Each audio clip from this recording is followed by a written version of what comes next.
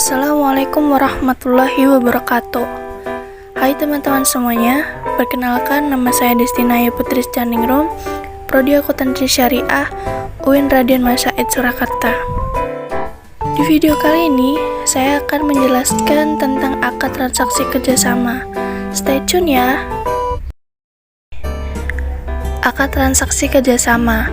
Kerjasama atau syirkah adalah kerjasama dua orang atau lebih yang sepakat menggabungkan dua atau lebih kekuatan seperti aset, modal, keahlian, dan tenaga untuk digunakan sebagai modal usaha, misalnya perdagangan, agroindustri, atau lainnya, dengan tujuan untuk mencari keuntungan. Menurut istilah atau beberapa ahli, yang pertama, yakni menurut Hasbi As-Siddiq, kerjasama atau syirkah adalah akad yang berlaku di antara dua orang atau lebih untuk ta'awun dalam bekerja dalam satu usaha dan membagi keuntungan. Yang kedua, dari pemikiran Imam Taqiyuddin Abi Bakar bin Muhammad Al-Husaini, syirkah adalah ibarat penetapan suatu hak pada sesuatu yang satu untuk dua orang atau lebih dengan cara diketahui. Jadi, dapat diketahui bahwa yang dimaksud syirkah adalah kerjasama antara dua orang atau lebih dalam berusaha, yang keuntungan dan kerugiannya ditanggung bersama-sama. Macam-macam rukun syirkah. Yang pertama, adanya orang yang bersyirkah, yaitu sedikitnya terdiri dari dua orang, sedangkan banyaknya tidak terbatas. Yang kedua, adanya suatu yang disyirkahkan, yaitu harus terdiri dari sesuatu yang jelas dan merupakan sesuatu yang menjadi kemauan mereka, serta yang dapat dilakukan atau dikerjakan oleh masing-masing. Yang ketiga, adanya sighad, yaitu kalimat akad yang diucapkan oleh orang-orang yang sama-sama bersyirkah sebagai pernyataan persetujuan adanya syirkah itu, sehingga terdapat saling mempercayai. Kemudian yang selanjutnya adalah syarat syirkah. Yang pertama, modal harus jelas, baik ukurannya, timbangannya, maupun hitungannya. Yang kedua, bila modal itu terdapat dua jenis, maka harus terdiri dari sesuatu yang dapat dicampur sehingga tidak dapat dipisah-pisahkan lagi. Yang ketiga, orang yang bersyirkah itu harus terdiri dari orang-orang yang sudah balik dan berakal. Yang keempat, peraturannya harus jelas sehingga keuntungan dan kerugian sama-sama dirasakan. Selanjutnya, macam-macam syirkah. Secara garis besar dalam syariat Islam, syirkah itu dibedakan menjadi dua bentuk. Yang pertama yaitu syirkah amlak. Syirkah amlak yaitu beberapa orang memiliki secara bersama-sama sesuatu barang. Pemilikan secara bersama-sama atas suatu barang tersebut bukan disebabkan adanya perjanjian di antara para pihak, atau tanpa akad atau perjanjian terlebih dahulu.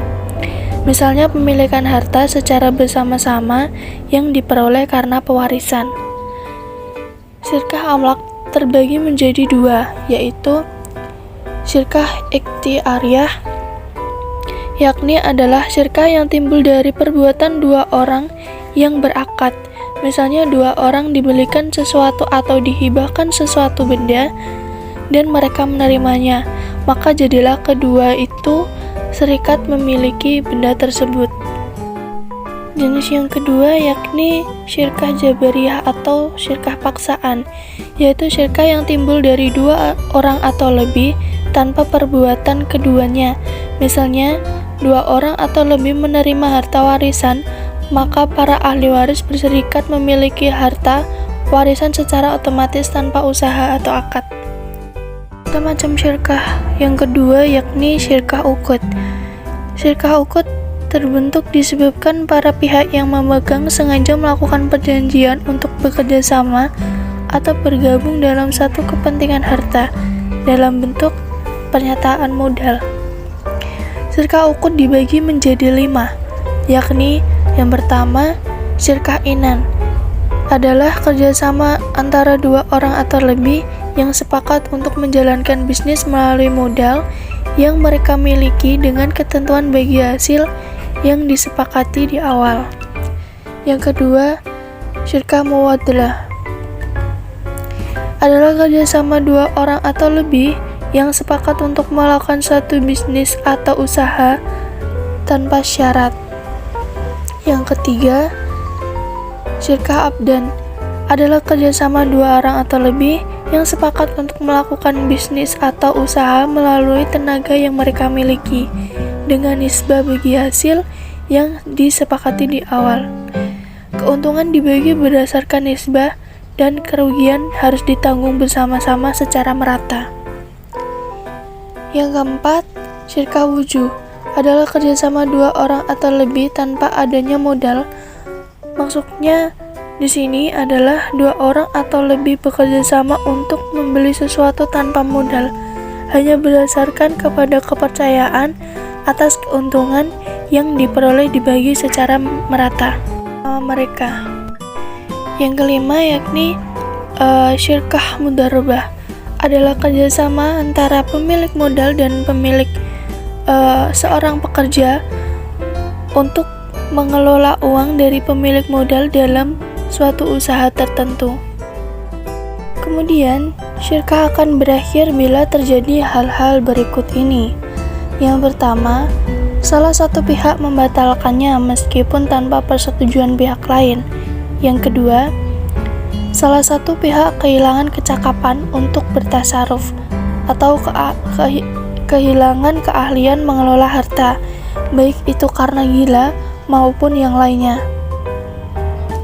Yang ketiga, salah satu pihak meninggal dunia, tetapi apabila anggota syirkah lebih dari 2 orang, yang batal hanyalah yang meninggal saja. Yang keempat, salah satu pihak ditaruh di antara pengampunan, baik boros pada waktu perjanjian syirkah maupun sebab yang lain.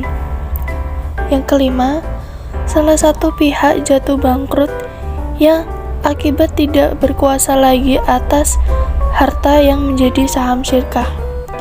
Yang keenam, modal para anggota syirkah lenyap sebelum dibelanjakan atas nama syirkah. Bila modal tersebut lenyap sebelum terjadi percampuran harta hingga dapat dipisah-pisahkan lagi, yang menanggung resiko adalah para pemiliknya sendiri.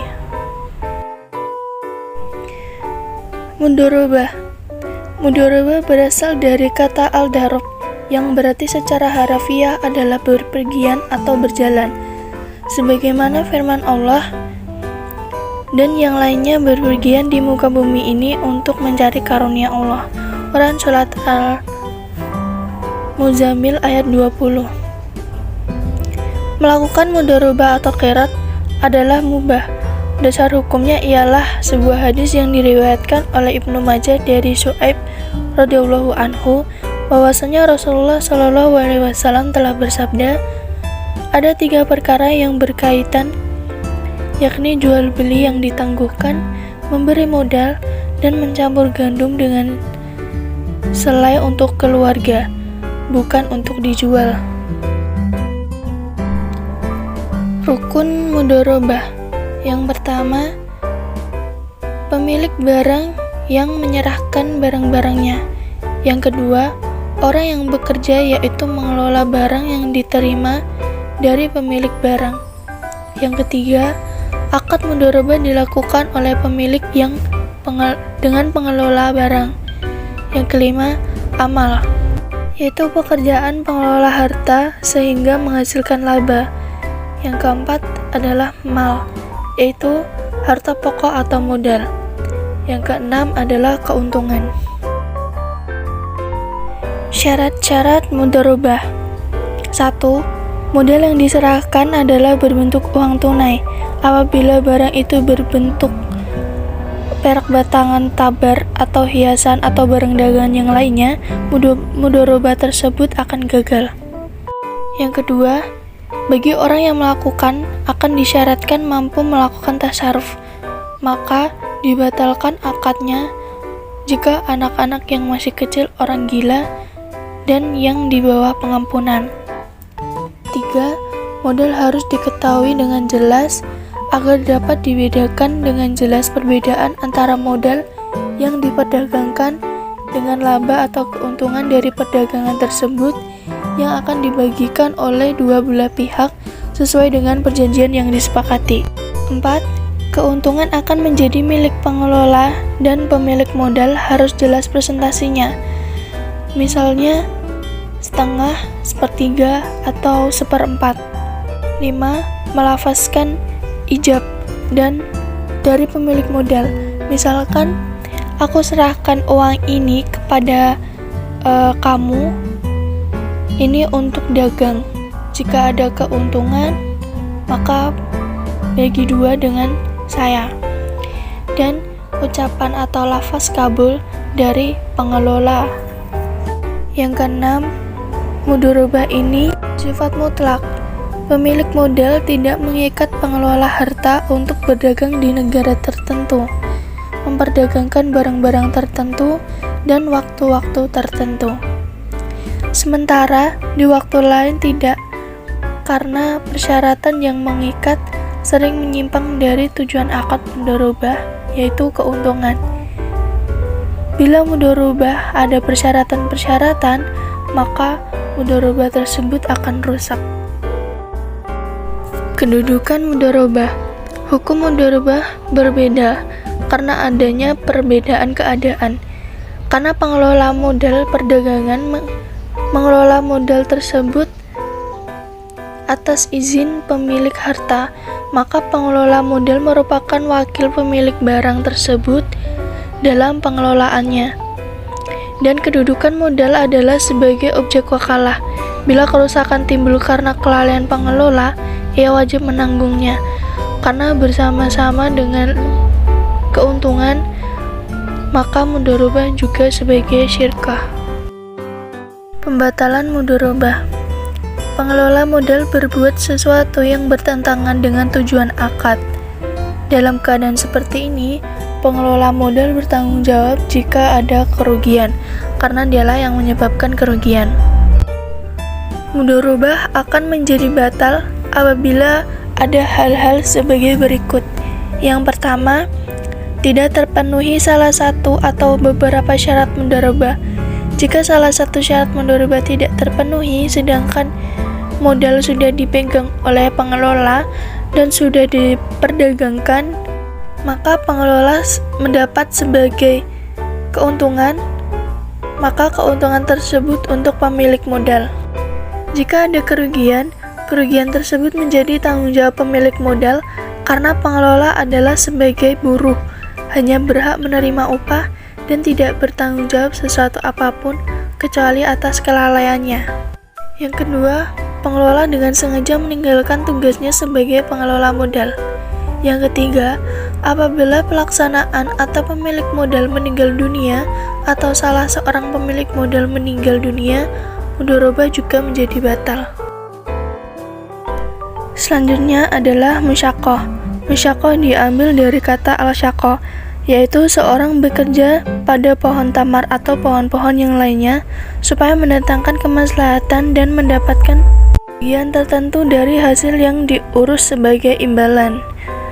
Cara istilah menurut Syafi'iyah, al-musyaqqah ialah memberikan pekerjaan orang-orang yang memiliki pohon tamar dan anggur kepada orang lain untuk kesenangan keduanya dengan menyiram, memelihara, dan menjaganya, dan bekerja memperoleh bagian tertentu dari buah yang dihasilkan pohon-pohon tersebut. Jadi dapat dikatakan bahwa yang dimaksud dengan al-musyaqqah ialah akad antara pemilik dan pekerja untuk memelihara pohon, sebagai upahnya adalah buah dari pohon yang diurusnya. Dasar hukum. Asas hukum musyaqqah ialah sebuah hadis yang diriwayatkan oleh Imam Muslim dari Ibnu Amr radhiyallahu anhu bahwa Rasulullah shallallahu alaihi wasallam bersabda, memberikan tanah Khaybar dengan bagian separuh dari penghasilan, baik buah-buahannya maupun pertanian atau tanaman. Pada riwayat lain dinyatakan bahwa Rasul menyerahkan tanah Khaybar itu kepada Yahudi untuk diolah dan modal dari hartanya. Untuk separuhnya untuk Nabi.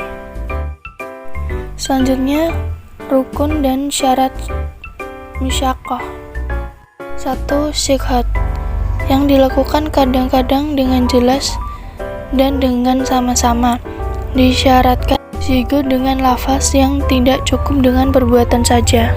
2. Dua orang atau pihak yang berakad disyaratkan bagi orang yang berakad dengan ahli untuk mengelola akad. Yang ketiga, kebun dan sebuah pohon yang berbuah. Semua pohon yang berbuah boleh diparuh, baik dari berbuah tahunan maupun buahnya hanya satu kali, kemudian mati. 4. Masa kerja. Hendaklah ditentukan lama waktu yang akan dikerjakan seperti 1 tahun atau sekurang-kurangnya menurut kebiasaan. Dalam waktu tersebut tanaman atau pohon yang diurus sudah berbuah. Juga yang harus ditentukan yaitu pekerjaan yang harus dilakukan oleh tukang kebun. Buahnya hendaknya ditentukan bagian masing-masing. Imam Syafi'i berpendapat bahwa musyaqqah batal apabila pengelola tidak mampu lagi bekerja untuk mengurus pohon-pohon yang dikelolanya. Ada di kebun sawah